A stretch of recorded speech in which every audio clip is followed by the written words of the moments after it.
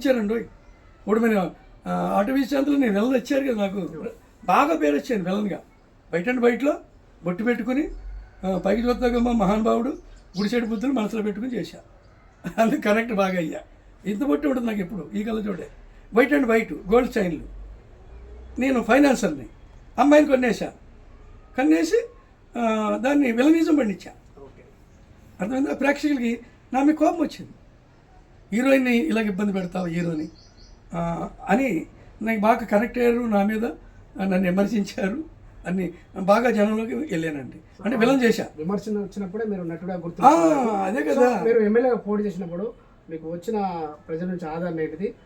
మీకు గెలిస్తే ఎలా మీ పాలన ఉండబోయేది? మంచి ప్రశ్న అండి. నేను పొలిటికల్గా నేను ఎమ్మెల్యేగా పోటీ చేయడం కారణం ఏంటంటే, నేను కష్టపడిన సొమ్ముతోటి నేను చిన్నప్పుడు మీకు చెప్పాను బాధలు పడ్డాను. ఆ బాధలు తోటి వాళ్ళకి ఉండకూడదు. నేను డబ్బులు బాగా సంపాదించి పేద ప్రజలను ఆదుకోవాలి. జీవితం శాస్త్రం కాదు, భూమి మీద చనిపోయినా బతికుండాలి అనే ఎన్టీ రామారావు గారు చనిపోయి ఎన్నో ఏళ్ళైనా, రాజశేఖర రెడ్డి గారు కానీ, అంబేద్కర్ అని, ఇందిరాగాంధీ, నెహ్రూ అని అనేక మంది మీకు చనిపోయిన వాళ్ళు కూడా ఇప్పటికీ బతికే ఉన్నారు.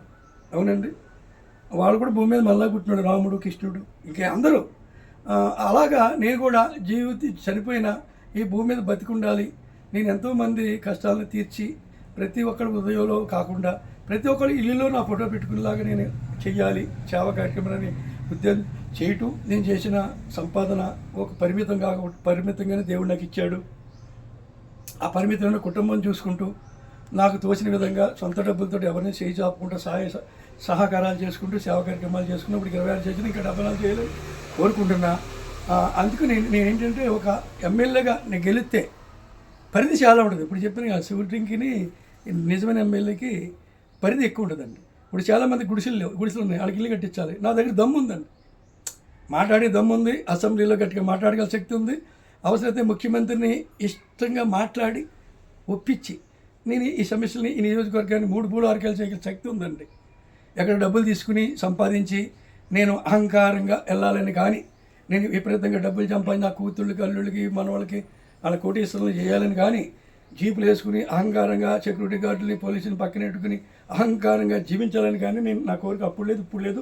ఇప్పుడు కూడా నా కారు ఉంది, నేను నడుచుకుని వెళ్తానండి. నా జేబులో 10 రూపాయలు ఉంటే ఎవరికన్నా ఒక మజ్జిగ ప్యాకెటో ఒక పెరుగో కర్రీ కొనిస్తాను, నేను నడిచిపోతా. ఇప్పుడు కూడా సినీ ఫీల్డ్లో కృష్ణనగర్లో నేను ఎప్పుడు బ్యాగ్ వేసుకుని 6 ముత్తడు అయిపోయి నేను 3, 4, 6 కిలోమీటర్లు నడిచేది. ఎందుకంటే జీవితంలో అనేక కష్టాలు పడ్డాను కాబట్టి, అంటే కష్టాలు ఎప్పుడు మర్చిపోను కాబట్టి నాకు అది పెద్ద కష్టం ఏమనిపిస్తుంది. 10 మందికి అన్నం పెట్టడం అనేది నాకు సరదా.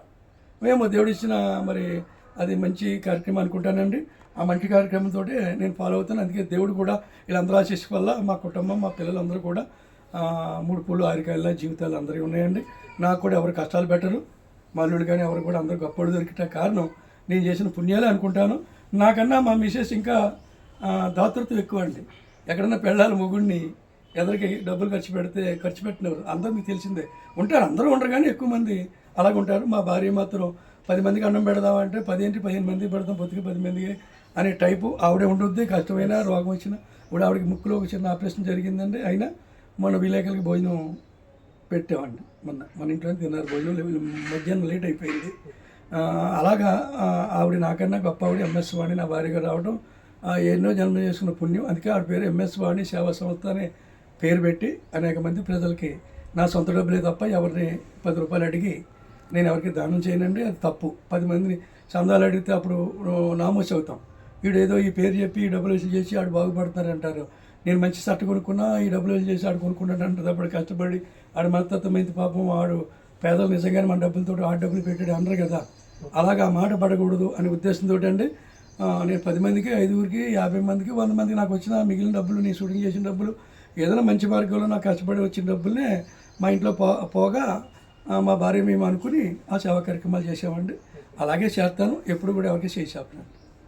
సో ఇది సార్ చెప్పండి, కొత్తగా ఇండస్ట్రీకి రావాలనుకునే వారికి వచ్చి హైదరాబాద్ చుట్టూ ఫిల్మ్ ఇండస్ట్రీల చుట్టూ తిరుగుతూ అవకాశాలు లేక ఇంకా దేశంలో పోయినటువంటి ఆర్టిస్టులకు మీరు ఇచ్చిన భరోసా ఏంటి? మీకు కనపడ్డ ఆర్టిస్టులకు మీరు చేసిన సహాయం ఏంటి? మంచి ప్రశ్న వేశారండి. నేను సినీ ఫీల్డ్కి వెళ్ళడానికి అనేక కష్టాలు పడ్డానండి. నాకు ఎవరు గాడ్ ఫాదర్ లేడు, కనీసం ఈ సినిమాలు ఎక్కడ షూటింగ్లు జరిగితే చెప్పి నాదుడే లేడండి. అలాంటి క్లిష్ట పరిస్థితులు ఎదుర్కొని అవేర్నెస్లో కష్టపడి బ్యాగ్ వేసుకుని ఆ సినిమాలు ఎక్కడ ఉంటే ఎవడో చెప్పిన దాన్ని బట్టి ఆ వీధులను తిరిగి నేను అవకాశం పొందానండి. మరి ఇన్ని కష్టాలు నేను పడ్డా, వాడిని చిన్నప్పటి నుంచి కష్టాలు పడ్డా, ఇక్కడ కూడా కష్టాలు పడ్డా. ఈ సినీ ఫీల్డ్కి వచ్చిన అనేక మంది మోసపోతుంటారు. సినిమా నటుడు కావాలి, తెర మీద కనిపించాలి ఎంతో ఆశ, కోటెత్తాడికి నచ్చదు నటుడికి, నేను తెర మీద కనిపించాలి అన్న కోరిక ఉంటుంది. కాబట్టి నేనేం చేశానంటే సినీ ఫీల్డ్లో కొంచెం అన్ని అవగాహన చేసి నేను నటించిన తర్వాత అనేక మంది ఆర్టిస్టులకి అవకాశాలు కల్పించడం ఎలా అన్నది ఒక ఆలోచన చేసండి. సినిమా గ్రూప్స్ అన్నది పెట్టానండి. సినిమాకి సంబంధించిన గ్రూప్స్కి పెట్టి, నాకు చదువు ఏం పెద్ద లేదు, మీలాగితే మీ దగ్గర నేర్చుకుని ఉద్దేశం అయితే కదా, మీరు చదువుకున్న వాళ్ళని అడిగి ఏమండి ఇలా సినిమా వాళ్ళకి అవకాశాలు ఎక్కడున్నా చెప్పాలి, వాళ్ళు మోసపోతకుండా చేయాలి, ఈ హైదరాబాద్లో ఎక్కడ ఏ అవకాశం ఉంది ఆర్టిస్టులకి అన్నది నేను తెలియాలంటే దీనికి ఒక గ్రూప్ పెడితే బాగుంటుందని చెప్పి మీలాంటి వాళ్ళు చదువుకున్న వాళ్ళు సినిమా గ్రూపు నా గ్రూప్ క్రియేట్ చేసి ఇచ్చారండి. అందులో మా పిల్లలు కూడా సాఫ్ట్వేర్లు కూడా వాళ్ళు కూడా కొన్ని గ్రూపులు వాళ్ళు సెట్ చేశారు. అప్పుడు నేను 5-6 ఏళ్ల క్రితం సినిమా గ్రూప్స్ పెట్టానండి. ఎంఆర్ గ్రూప్స్ అంటారు దాన్ని. నాకు ఇప్పుడు అనేక గ్రూపులకి అడ్మిన్ అండి. ఆ గ్రూపులు ఏంటంటే హైదరాబాద్లో ఎక్కడ షూటింగ్ ఉంది, ఏ షార్ట్ ఫిల్మ్కి ఏ ఆర్టిస్టు ఏ వయసుడు కావాలి, ఏ సినిమాకి ఎవరు కావాలి, లొకేషన్స్తో సహా ఎక్కడ ఆడిషన్ జరుగుతుంది కొత్త మూవీలకి, ఇలాంటివన్నీ కూడా ఆ గ్రూపులకి నేను హైదరాబాద్ చాకరిచ్చి వాళ్ళ సెలవులకి వచ్చేసేలాగా ప్రతి ఆర్టిస్ట్కి నేను దాన్ని డెవలప్ చేశాను. ఇప్పుడు ఆర్టిస్ట్ ఎక్కడ మోసపడడానికి అవకాశాలు ఉండవండి. ఎందుకంటే ఎక్కడ ఏం జరుగుతుందో తెలియదు. నేను చూడండి బ్యాగ్ వేసుకుని ఎక్కడ ఏదో ఉందో బ్యాగ్ వేసి సాయంత్రం తిరగడమే, ఎక్కడ దొరికింది కాదు. ఇప్పుడు సెల్ ఫోన్లో నేను పలానా చోట ఫిలిం నగర్లో పలానా ఈ లొకేషన్లో ఆడిషన్ జరుగుతుంది కొత్త సినిమాకి, దసరా మూవీ, ఈ వయసు నుంచి ఈ వయసు వాళ్ళకి కావాలంట, ఆడిషన్కి వెళ్ళండి, లొకేషన్ సహా ఈజీ కదా. అలాగా ఈజీగా ఆర్టిస్ట్కి పెట్టడం జరిగిందండి. అలాగే నేను ఎన్నో కష్టాలు పడ్డాను కాబట్టి ఈ సినిమాల్లో కూడా చాలామంది మోసాలు చేస్తారండి. కొందరు సినిమా అవకాశాలు ఇస్తారు, కొందరు అవకాశాలు ఇవ్వకుండా డబ్బులు గుంజుకుంటారండి. అనేక లక్షలు గుంజేస్తుంటారు వీళ్ళు.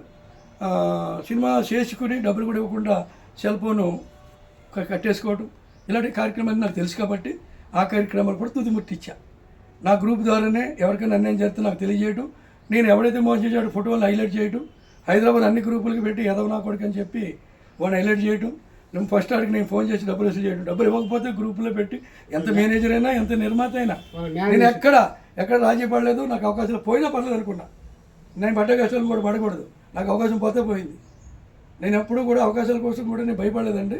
అందుకే నన్ను సినీ ఫీల్డ్లో ఆర్టిస్టులు అందరూ షకువీరా అంటారు, అదే కూడా పేరు పెట్టారు. మా మిసెస్ అన్నదానాలు చేత కూడా ఆవిడకి డొక్కా సీతం పెట్టారు. ఆవిడ కూడా నేను డొక్కా సీతం ఆవిడ అంటే డొక్కా సీతం అంటే వెస్ట్ గోదావరిలో ఆ రోజుల్లో లంకల్లో నడిచి వెళ్ళిపోయేవాళ్ళకి ఆ రోజు బియ్యం చాలా కష్టం ఉన్న రోజుల్లో ఆవిడకి పచ్చిపూలు చేసి పెట్టి ఆకలి తీర్చిన మహాతల్లి బ్రిటిష్ వాళ్ళు కూడా ఆవిడకి అవార్డు ఇచ్చారు. అంటే మనసు బాగుండాలి, ఏది పెట్టేవాడిని కాదని అన్నది. అలాగే ఆవిడ అంత మహోన్నతురాలు డొక్కా సీతం గారు గంజి ఆటలతో పెట్టింది, మా ఆవిడ పంచపక్ష పర్వాలతో భోజనాలు పెట్టింది, 4 రకాల కూరలు, ఏదో అడుక్కున్న వాళ్ళకి పెట్టినట్టు పెట్టి అడుక్కున్న వాళ్ళని కూడా గౌరవించి ఆటోల మీద తీసుకొచ్చి ఇక్కడే ఒక కుర్చీ, ఆ కుర్చీలో ఒక కుర్చీ కూడా కుర్చీ ఎదురు కూడా ఆకేసి 4 రకాల కూరలు, పెరుగు, అనేక రకంగా ఒక పెళ్లికి ఫంక్షన్ ఇచ్చినట్టు వాళ్ళకి ఒక గౌరవం ఇవ్వాలి, వాళ్ళు మనుషులే అని చెప్పి ఆటోలు తీసి పంపించి అంత గౌరవించింది మేమండి. అందుకే ఈవిడ కూడా మా మిసెస్ని డొక్కా సీతమ్మని ఆవిడ అంటారు, నన్ను చెగువేరా తెలుసు కదా మీకు. ఏంటంటే పేదవాళ్ళకి ఆడిపోయిన పేదవాళ్ళకి చూచాడనే అంటే అంతా ప్రజలు పెట్టింది, బాలకృష్ణ పెట్టింది ప్రజలే, చెగువేర పెట్టింది వాళ్ళే, ఆవిడకి డొక్కా సీతం పెట్టి మనం నడిచిన నడవడిని బట్టి మనకు పేర్లు వస్తాయండి. దొంగతనాలు చేస్తే దొంగ అంటారు, ఇది మంచిగా ధర్మదాత అంటారు. అలాగే మాకు ఈ పేర్లు కూడా వచ్చినాయండి. నేను అనేక మంది ఆర్టిస్టులకి ఈ రోజుని కూడా అనేక అవకాశాలు ఇప్పిస్తున్నానండి. నా అవకాశాలు కూడా ఆర్టిస్టులకి ఇవ్వడానికి ఇష్టపడతానండి. నాకన్నా వాళ్ళు బెటర్ అని వాళ్ళకి అవకాశం ఇవ్వాలి, పాపం వాళ్ళు నిలబడాలనే కోరికతోటి నాకు వచ్చిన క్యారెక్టర్లు కూడా నేను మేనేజర్లతో వాళ్ళతో నచ్చచెప్పి ఈ నటుడికి అవకాశం ఇవ్వండి సార్ అని నేను వెళ్లకుండా అక్కడ వాళ్ళని పంపించి అనేక మందికి అవకాశాలు ఇప్పించానండి, అనేక మందికి డబ్బులు ఇప్పించానండి, అన్నీ చేశానండి. ఇది ఒకటే కాదు, ఇప్పుడు కూడా ఎవరికైనా కష్టం వస్తే నా సాయి శక్తులు ఆదుకుంటే ముందుకు పోతానండి. అదేనని మా నా జీవిత ఆశయం అది. ఎంత సంపాదించినా ఈ భూమి మీద ఎవరేం పట్టుకెళ్ళం. కాకపోతే సంపాదన అవసరం. 10 మందికి అన్నం పెట్టాలని డబ్బులు సంపాదించాలి, అది న్యాయ మార్గంలో సంపాదించాలి, న్యాయ మార్గంలో సాయం చేయాలి. అంతేగాని దొంగతనం చేసి 100 మందికి అన్నం పెట్టాను, పులిహార పెట్టాను, సేమియా పెట్టానంటే తప్పది. ఈ అన్నం వెనకాల ఎవరికి ఏడుపు ఉండకూడదండి. ఓకే. నేను తినే దాంట్లో కూడా మంజీలు కూడా నేను ఎక్కడ మంజీలు కూడా తాగను. ఇక్కడ రుణపడి ఉంటానేమో, అంత జాగ్రత్తగా ఉన్నాను. ఎక్కడ వెళ్ళి మా మిసెస్ హైదరాబాద్ పిల్లల ఇంటికి వెళ్ళి నేను ఇక్కడ హోటల్కి వెళ్ళి భోజనాలు చేయడం, రోడ్డు పక్కన టీలు తాగడం ఉండదండి. నా పని ఏదో మార్కెట్కి వెళ్ళి కూరగాయలు కొనుక్కొని ఇంటికి వచ్చి కూర్చుని ఎవరికైనా సాయపడతా ఫోన్ ద్వారా. కానీ ఇప్పుడు అనేక మంది హైదరాబాద్లో అండి రూమ్లు ఉండవు ఆర్టిస్ట్కి, వాటిలో కూడా ఇమీడియట్గా నేను ఫోన్లు కొట్టి నేను వాళ్ళకి కూడా సాయం పెడతానండి. హాస్టల్ సహాయాలు చేస్తామండి. వాళ్ళు ఎవరు మోసపోకుండా తక్కువలో వెళ్ళేలాగా వాళ్ళకి షూటింగ్లకి రికమెండ్ చేస్తానండి.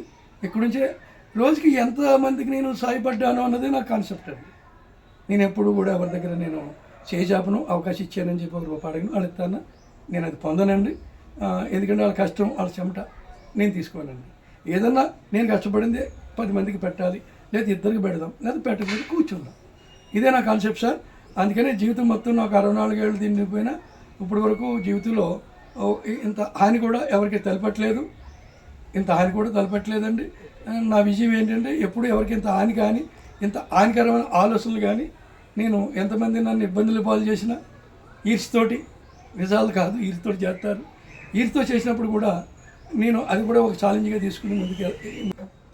జీవితంలో రాణించాలంటే పేదరికం అంటూ కాదు, క్రమశిక్షణతో ఉన్నప్పుడే మనం జీవితంలో మనం అనుకున్నవన్నీ కూడా సాధించేందుకు అవకాశం ఉంటుంది అని చెప్పి మన సినీ నటులు అల్లెడి రమణారెడ్డి గారు చెప్తా ఉన్నారు. మరొక సెలబ్రిటీతో మీ ముందుకు చూస్తూనే ఉండండి ఎక్స్ప్రెస్ న్యూస్. ఇప్పుడు